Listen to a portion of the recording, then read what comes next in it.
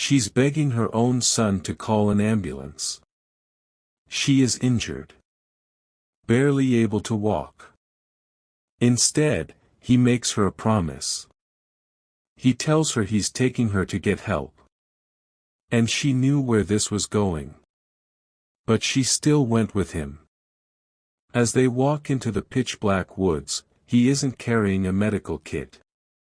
He's carrying a backpack. And inside that backpack is the tool he's been planning to use for weeks. When walkers found Angela Shellis's body in the Morpha Nature Park, they thought it was a random attack. A monster in the woods. But the truth was far more calculated. The monster had lived in her house for 18 years. Tristan Roberts didn't just kill his mother. He recorded it. He boasted about it on Discord. And he used an American accent while he did it, because, to Tristan, this wasn't just a murder. It was a performance. Angela Shellis was 45 years old. A teacher. A mother. A sister. By all accounts, someone people genuinely loved. She'd moved back to North Wales a few years before, to a house on Coniston Drive in Preston, to be with her 2 sons. For a while, that worked. But by the autumn of 2024, things at home had gotten bad. Her older son had left for university, which meant Angela was now alone in the house with Tristan. Tristan Roberts was 18 years old. Diagnosed with autism and ADHD as a child. The neighbors could hear him shouting inside the house regularly. Months before October, he had appeared in court for carrying a knife in public. He was given a referral order and sent home. Angela knew something was wrong. She told family members she was worried. She tried to get him help. She made calls. She reached out. And on October 18th, 6 days before she died, she wrote a note. It said, "Will I be safe in my room tonight?" She was sleeping in her own home, and she didn't know if she'd survive the night. But here is what Angela didn't know. While she was writing that note, Tristan was already online buying things. A hammer. Protective clothing. Other weapons, ordered online, delivered to the house. He had spent hours searching specific terms online. How to kill. How to remove DNA. How to dispose of a body. And on Discord, a social media platform, he had been posting openly. He wrote that he hated women. That he felt abandoned, betrayed, and bullied by his own mother. And he said, in writing, that he was going to kill her. Nobody stopped him.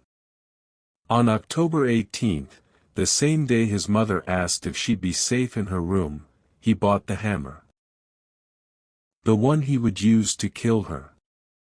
It started just before 11 p.m. on October 23, 2025. The attack didn't start in the woods. It started in the safety of Angela's bedroom. Tristan entered her room with a hammer. No warning. No argument. Just a sudden, brutal assault. Angela was terrified. She was injured. But here's the most disturbing part, the attack lasted 4.5 hours.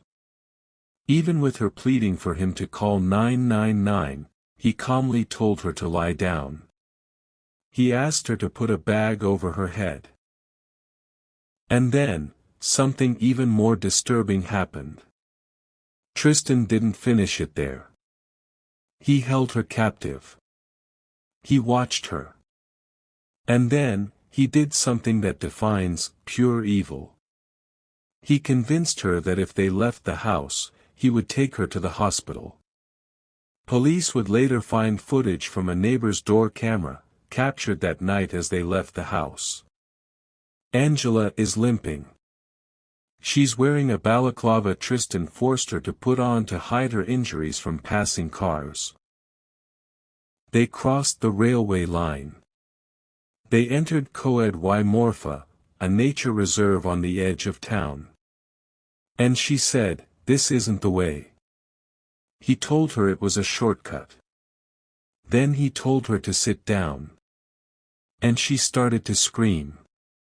He reached into his rucksack and pulled out the hammer. He struck her at least 4 times to the back of the head. When it was over, Tristan dragged her body into the undergrowth, about 20 feet from the nearest footpath.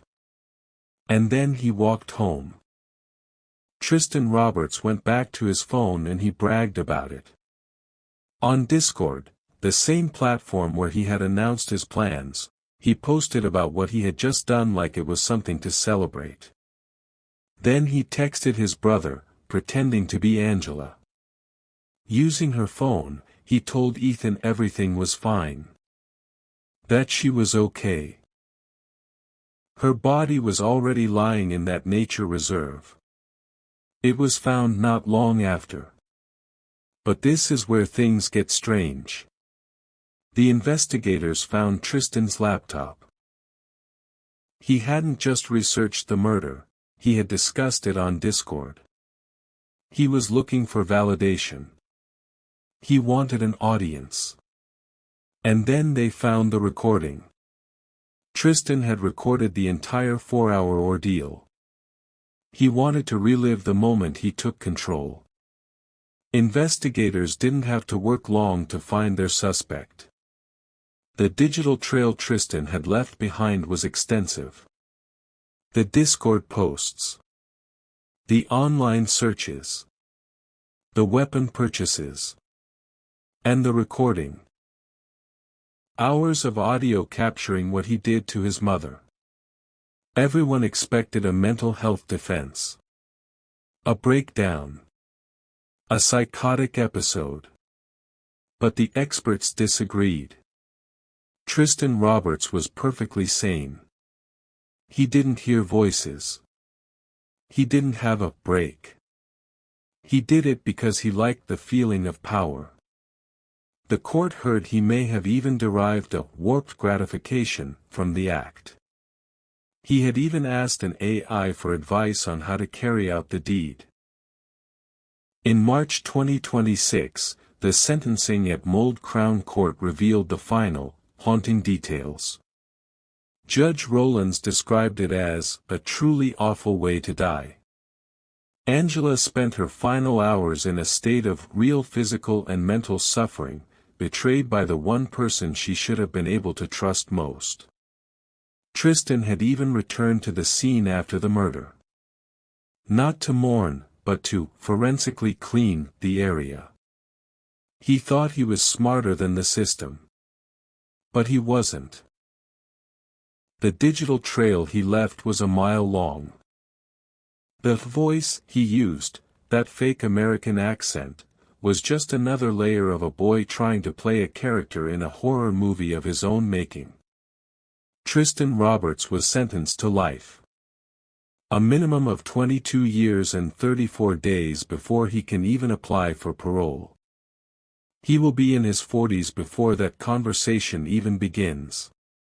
But for Angela's family, the sentence doesn't change the recording. It doesn't change the 4 hours of terror she endured in her own home. It leaves us with one question that the police can't answer. What happens when a child looks at their parent, and sees a target?